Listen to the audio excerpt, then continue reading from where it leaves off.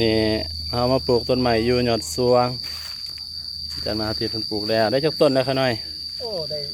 10ปลายต้นแล้วครับน่ะโอ้เตรียมวันที่1เนาะต้นย่างปลูกต้นใหม่แห่งศาสตร์ต้นย่างอืมใหม่ใหญ่น้ำมือน้ำอึดน้ำมือน้ำบุมีครับ อันนี้ต้นยางค่ะหน่อยย่างกันต้นยางเนาะปลูกต้นยางนี่อาจารย์เพิ่นกำลังสิปลูก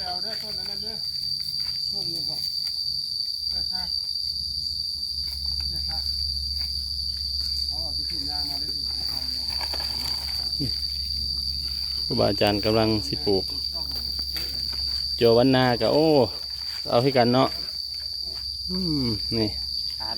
ส่วนนี้มีแต่ต้นยางเด้อบ่มันจะหล่มน้ำตาลตัวนี้ใส่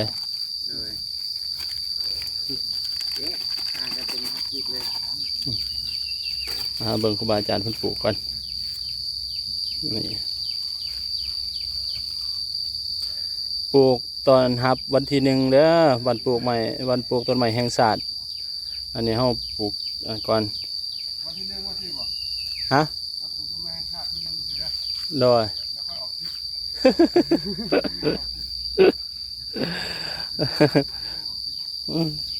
อันนี้โอ้ปลูกก่อน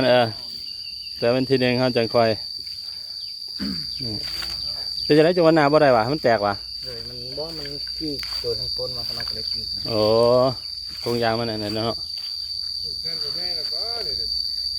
ใหญ่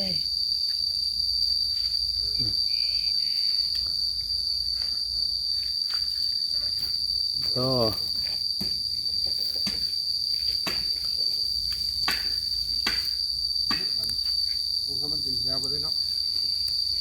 ปลูกต้นไม้ต้นฮับ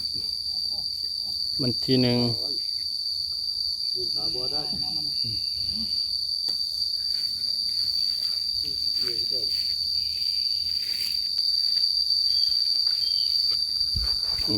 เราก็จะปลูกต้นไม้ให้กันเนาะ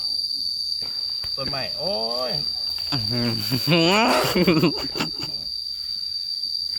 ปลูกต้นยางให้มันเอาข้อแล้วนี่ก่อนต้นดูกับต้นยางนี่เอาใส่กันเลยบอกขนาด2ต้นดูกับต้นยางใส่กันเลยบอกได้ปะได้แล้วก็นะ3-1ได้ปะโดยทุกคนเ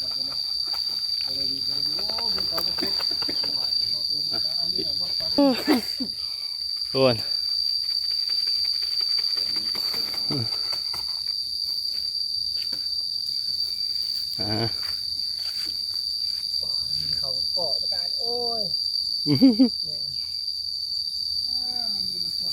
เนาะอันนี้คืออยู่วัดยอดสวงบรรยากาศยอดสวงอันนี้เข้ามาวันที่28เดือน5 เดือนพฤษภาจบเพียงเท่านี้เนาะคลิปของกัน